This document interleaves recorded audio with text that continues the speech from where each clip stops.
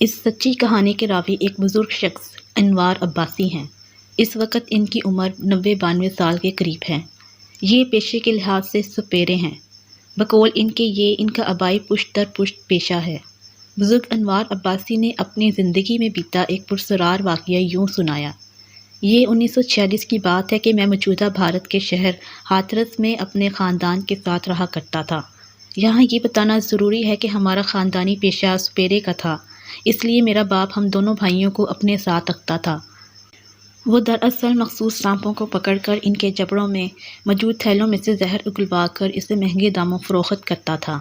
وہ سانپوں کو پکڑتا نہ تھا، بس ان کو اپنی بین کے سر سے قابو کر کے پہلے ان کا زہر نکالتا اور پھر انہیں چوہے یا بھینسے کے گوشت کے ٹکڑے کھلا کر چھوڑ دیتا تھا۔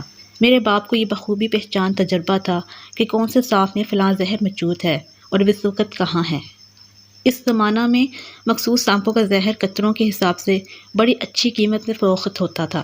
مثلاً 2.5 گھڑیاں سانپ کا زہر 60 روپے قطرہ، جبکہ ٹونا سانپ کے زہر کی قیمت فی قطرہ 100 روپے فی تھی۔ ان زہروں کو ایک گورے مسٹر لومس کی میڈیسن کمپنی خریدتی تھی۔ کمپنی میرے باپ کو ماہانہ 50 روپے تنخواہ بھی دیتی تھی۔ میرے باپ نے مجھے اور میرے بھائی رسولے کو تاکید اور سختی سے نصیحت کی تھی کہ کبھی بھی پیسے کے لالچ یا کسی کے کہنے پر کسی بھی سانپ کو زندہ نہ پکڑنا اور نہ ہی انہیں قید میں رکھنا، بس ان کا زہر نکال کر اسے فلاں فلاں کمپنیوں میں فروخت کر دینا۔ دوسری جانب ہم دونوں بھائیوں کو اکثر لوگ یہ لالچ دیتے تھے کہ تم ہم سے اچھے خاصے روپے لے کر فلاں سانپ پکڑ کر ہمیں فروخت کر دو۔ اس زمانے میں لوگ لونا، ٹونا، مقامی سانپ کو شوقیہ طور پر پالنا زیادہ پسند کرتے تھے۔ اس کی 2 وجوہات تھیں۔ پہلی یہ کہ یہ دونوں سانپوں کے زہر ہلکے زہریلے ہونے کے علاوہ بہت خوبصورت سانپ تھے۔ بالخصوص ٹونا سانپ رات کو چمکتا تھا۔ اس کا رنگ ہلکا سرخ اور پلاہٹ مائل تھا۔ اسے گورے فینسی کہتے تھے، لیکن یہ ٹونا سانپ بہت پھرتیلا اور مشکل سے قابو میں آتا تھا۔ میرا باپ ایک دن سانپ پکڑتے ہوئے ایک پہاڑی سے گر کر بری طرح زخمی ہو گیا۔ اس کے بدن سے کافی خون بہہ گیا تھا۔ وہ بیچارہ چند روز زندگی اور موت میں الجھنے کے بعد مر گیا۔ باپ کے مرنے کے بعد ہم دونوں بھائیوں نے اپنے باپ کے پیشے کو آگے قائم رکھا۔ ہم دونوں بھائیوں ہاتھرس شہر کے ہر علاقے میں پھر کر زہر والے سانپوں کو تلاش کرتے، ان کو بین بانسری کی مدد سے قابو کرتے، ان کا زہر نکالنے کے بعد اسے گورے مسٹر لومس کی میڈیسن کمپنی کو مہنگے داموں فروخت کر دیتے تھے۔ میں نے اور رسولے بھائی نے اس زمانے میں اتنا پیسہ کمایا کہ ہم نے ہاتھرس شہر کے اچھے علاقے میں اپنا مکان بھی بنوانا شروع کر دیا تھا۔ گوری کمپنی ہمیں اچھا خاصا معاوضہ دیتی تھی۔ ہم اس کمپنی کو ایک معاہدے کے تحت نایاب سانپوں کے زہر مسلسل بنیاد پر مہنگے داموں فروخت کر رہے تھے۔ ایک دن میں مسٹر لومس کی فارماسوٹیکل کمپنی میں کالے کوپرے سانپ کا زہر دینے گیا تو وہاں کے گورے مینیجر مسٹر لیم نے مجھے اچھے خاصے روپوں کے عوض ٹونا سانپ لانے کو کہا۔ میں نے اسے صاف انکار کر دیا۔ گورا مینیجر دراصل دوا ساز کمپنی کے مالک مسٹر لومس کا بیٹا تھا۔ وہ عجیب شوق رکھتا تھا۔ اس نے اپنے بنگلے میں بکریاں، گائیں، خرگوش، کتے، بلیاں، چڑیاں، نہ جانے کیا کیا جانور رکھے ہوئے تھے۔ وہ نیم پاگل انسان تھا۔ میں نے تو اسے انکار کر دیا تھا، لیکن اس نے رسولے بھائی کو اس کام کے لیے راضی کر لیا۔ اس کا مجھے علم نہ تھا کہ مینیجر لیو نے اسے ٹونا سانپ کو پکڑنے کا ٹاسک دیا ہے۔ اس نے بھائی کو اس زمانے میں 200 روپے دینے کا کہا تھا۔ مجھے میرے بھائی نے کہا کہ ہم نے ٹونٹلا گاؤں میں ٹونا سانپ کا زہر حاصل کرنا ہے۔ میں نے اسے کہا کہ یہ کس یقین کے ساتھ کہہ رہا ہے کہ ٹونٹلا گاؤں میں فلاں جگہ سے یہ مخصوص سانپ موجود ہے۔ اس نے جواباً کہا کہ اس نے 4 روز تک اس جگہ کا بغور معائنہ کیا ہے۔ جس جگہ ٹونا، لونا یا اژدہا موجود ہوتا ہے، اس جگہ کی زمین بھربری اور سوراخ زدہ ہوتی ہے، لیکن اس اقسام کے سانپوں کو بڑی احتیاط اور طریقے سے پکڑنا پڑتا ہے۔ اس کے لیے کم از کم 3 تجربہ کار سپیروں کی ضرورت ہوتی ہے۔ 2 سے بھی کام چل جاتا ہے، لیکن اس میں بہت خطرہ، احتیاط لازم ہوتی ہے۔ بھائی رسولے نے مجھ سے اصل بات چھپائی کہ اس نے ٹونا سانپ پکڑنا ہے۔ اس نے صرف مجھے یہ بتایا کہ اس نے صرف ان سانپوں کا زہر حاصل کرنا ہے۔ میں نے ایک کم تجربہ کار سپیرے پرکاش گپتا کو بھی اپنی مدد کے لیے ساتھ لے لیا۔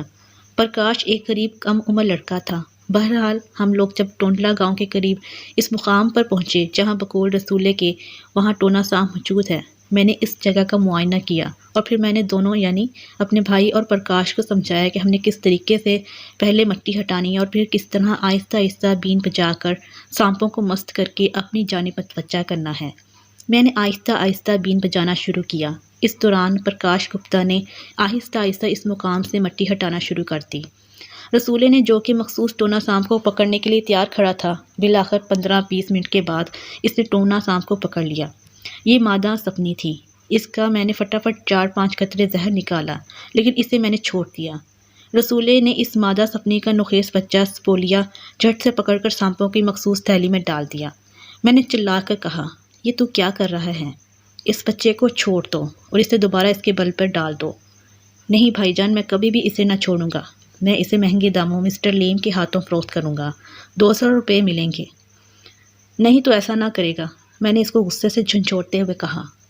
لیکن اس نے مجھ سے گستاخانہ انداز میں کہا کہ میں ہر قیمت پر اس سانپ کو حاصل کر کے رہوں گا اور اسے فروخت کر کے بھاری رقم حاصل کروں گا، جس کی ہمیں ضرورت بھی ہے۔ میں نے اسے غصے کے عالم میں کہا کہ تجھے ابا کی یہ وصیت یاد نہیں ہے کہ ہم دونوں بھائیوں نے کبھی بھی کسی سانپ کو پکڑنا یا فروخت نہیں کرنا۔ اس نے بڑے رعب سے کہا کہ ابا مر گیا ہے تو اس کے ساتھ اس کی نصیحتیں اور فضول باتیں بھی ختم ہو گئی ہیں۔ میں نے اسے پرزور طور پر کہا کہ اب بھی وقت ہے، تو اس بچے سانپ کو چھوڑ دے، لیکن اس نے میری باتوں کو یکسر نظر انداز کر دیا۔ ابھی میں اسے یہ سمجھا ہی رہا تھا کہ وہ اس ٹونا سانپ کے اس پولیو کو چھوڑ دے کہ اس دوران ٹونا سانپ کی ماں سپنی نے اسے جھٹ سے اچھل کر ڈس لیا۔ میں نے فوری طور پر اس سپنی کے سر پر سنتا مارا، وہ پھر اپنے بل میں گھس گئی۔ پرکاش نے بعد میں یہ بتایا کہ اس نے یہ دیکھا تھا کہ وہ سپنی ایک آدھ دفعہ بل سے نکلی اور پھر بڑے دکھی انداز میں تھیلی میں بند اپنے بچے کی جانب دیکھ رہی تھی۔ بقول راوی، میں نے اس وقت بھی بھائی رسولے کو سمجھایا کہ اب بھی تو انسان بن جا اور اس سپنی کے بچے کو چھوڑ دے۔ بدقسمتی سے میرے بھائی نے میری بات نہ مانی، بلکہ مجھے کہا کہ بھیا تو میرے کاموں میں دخل نہ دے۔ میں نے اس سے کہا کہ تجھے ٹونا سپنی نے ڈسا ہے، تو فوری طور پر اپنے ہاتھوں سے خون نکال اور وش مٹی لگا۔ سپیرے وش مٹی اپنے ساتھ رکھتے ہیں، اسے سانپ کے ڈسے مقام پر لگایا جاتا ہے اور پھر احتیاطاً اس جگہ سے کافی مقدار میں زہر آلود خون بھی نکالا جاتا ہے تاکہ خون کے ذریعے مزید زہر نہ پھیلے۔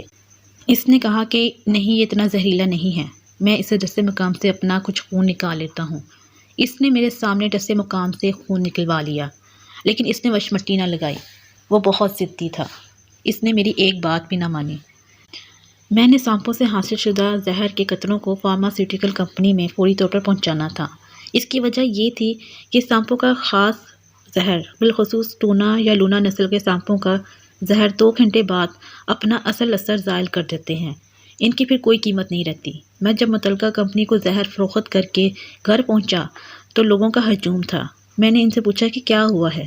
انہوں نے مجھے بتایا کہ رسولے کو تم فوری طور پر ہسپتال لے کر جاؤ، اس کے بازو بری طرح سوج کر کپا ہو رہے ہیں، وہ شدید درد کی وجہ سے کسی بکرے کی طرح چلا رہا ہے۔ اہل محلہ نے مجھے مشورہ دیا کہ اس سے فوری طور پر آگرہ شہر کے بڑے اسپتال میں دکھلایا جائے۔ بہرحال میں جب بھائی رسولے کے کمرے میں گیا تو اس کی حالت دیکھ کر میرے ہاتھ پاؤں پھول گئے، واقعی وہ درد سے کراہ رہا تھا۔ بھائی مجھے معاف کر دو، میں مر رہا ہوں، خدا کے واسطے مجھے زہر کا ٹیکہ لگوا دو، مجھ سے سانپ کے ڈسنے کی جلن برداشت نہیں ہو رہی۔ میں نے اسے اس وقت برا بھلا نہ کہا، وہ اسی لیے کہ شدید تکلیف میں تھا۔ میں نے فوری طور پر اسے آگرہ قریبی شہر کے بڑے اسپتال میں لے کر گیا۔ وہاں اسے اس وقت کے لحاظ سے قیمتی زہر کش ٹیکے V13 لگوائے گئے۔ اس زمانے میں اس ٹیکے کی قیمت 20 روپے تھی اور روزانہ 4 ٹیکے لگتے تھے۔ سونا فی تولہ 32 روپے تھا۔ بھائی رسولے کو کچھ گھنٹے آرام آتا اور پھر کچھ دیر بعد اس کا درد جاگ جاتا۔ اس کی سوجن بڑھتی جا رہی تھی، اس کے دائیں بازو کا رنگ گہرا نیلا ہو رہا تھا۔ جب سانپ کے ڈسنے سے جسامت گہری رنگت اختیار کر لے تو اس کا مطلب ہے کہ زہر پورے جسم پر سرایت کر چکا ہے اور متاثرہ شدہ انسان کی موت قریب ہے۔ اس کی حالت دن بہ دن خراب ہوتی جا رہی تھی، اسے غشی کے دورے پڑ رہے تھے۔ اس دوران اسے کبھی کبھار ہوش آتا تو وہ اتنے بھیانک انداز میں چیختا کہ اس کی چیخیں دلخراش آوازیں دوسرے محلے تک چلی جاتی۔ وہ نیم بے ہوشی میں کہتا تھا، مجھے سانپ مار دیں گے، وہ دیکھو ٹونا کی ماں سپنی مجھے بلا رہی ہے۔ رسولے، یہاں کوئی سانپ نہیں ہے، یہ تیرا وہم ہے، تو انشاءاللہ بہت جلدی ٹھیک ہو جائے گا۔ ہم اسے تسلیاں دیتے رہتے تھے۔ جب چند روز تک اسے آرام نہ آیا اور اس کی حالت مزید بگڑنے لگی تو میں نے چند سپیرے دوستوں اور اہل محلہ سے مشورہ کیا کہ کیا کیا جائے۔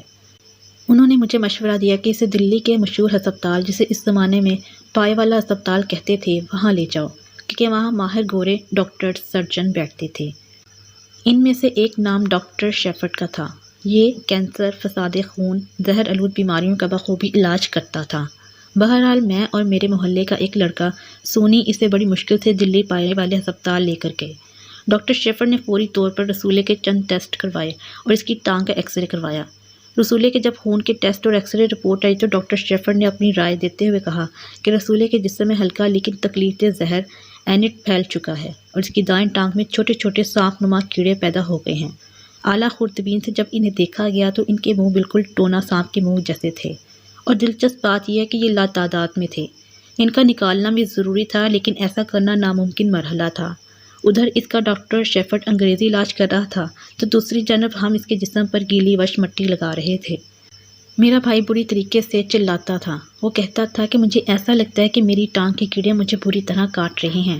ڈاکٹر شیفرڈ نے بھی اس بات کی تصدیق کی تھی کہ واقعی رسولے کو زیادہ تکلیف ان پراسرار کیڑوں کے کاٹنے کی وجہ سے ہو رہی ہے، جن کی شکل کیڑے اور سانپ نما کچھوؤں کی مانند ہے۔ ان پراسرار کیڑوں کچھوؤں پر کوئی دوا اثر نہ کر رہی تھی۔ اسی درمیان ایک دن رسولے کے منہ سے ایک بڑا کیچوا نما سا کیڑا نکلا جس کی شکل ہو بہو ٹونا سانپ کی طرح تھی۔ ہسپتال کے ڈاکٹرز نرسیں خوف کے مارے اس کے قریب آنے سے کتراتے تھے۔ سچی بات ہے کہ مجھے بھی اس کے قریب جانے سے کراہیت محسوس ہوتی تھی، لیکن میں کیا کرتا، وہ میرا بھائی تھا، وہ شدید تکلیف میں مبتلا تھا، اس سے میری ضرورت تھی۔ وہ جب کبھی ذرا ہوش میں آتا تو صرف یہی جملہ کہتا کہ ٹونا سانپ مجھے مار دیں گے۔ اس کے ساتھ ساتھ وہ اپنی غلطی کی معافی بھی مانگتا تھا، روتا تھا، لیکن میرے خیال میں اس وقت اس کی معافی رونے دھونے کا کوئی فائدہ نہ تھا، کیونکہ یوں سمجھو کہ اس کی زندگی کے پلوں سے پانی گزر چکا تھا۔ رفتہ رفتہ اس کی حالت یہ ہو گئی تھی کہ اس کے جسم سے بدبو آنے لگی۔ وہ اس کی ٹانگیں سوکھ کر لکڑی کی مانند ہو گئی تھیں۔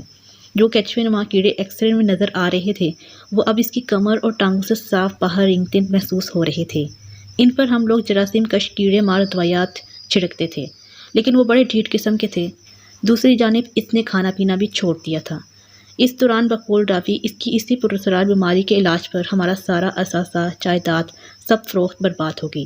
جس قیمت پر جو زہر ہم لوگ گورے کی کمپنی کو فروخت کرتے تھے وہی زہر ہم اس کمپنی سے کئی گنا قیمت اس کے علاج کے لیے لیتے تھے۔ گوری فارماسیوٹیکل کمپنی اس میں کچھ مزید دوائی ڈالتے تھے۔ ہمیں اس وقت علم ہوا کہ یہ گورے ہم سے کتنا سستا زہر خریدتے تھے۔ بہرحال رسولے ایک رات کو چپکے سے اٹھا اور اس نے اپنی مسلسل لا علاج تکلیف سے نجات حاصل کرنے کے لیے خودکشی کا فیصلہ کیا۔ اس نے ہمارے علاقے کے قریب پانی کے گہرے جوہر میں چھلانگ مار دی۔ اس کی جب جوہر سے لاش نکالی گئی تو اس کی ٹانگوں اور جسموں پر بھی ٹونا سانپ بڑی تعداد میں چپکے لپٹے ہوئے تھے۔ ان کیڑوں نے اس کا پیچھا قبر تک نہ چھوڑا۔ اس کی قبر جب کھودی تو وہاں بھی سینکڑوں رنگ برنگے کیڑے تھے۔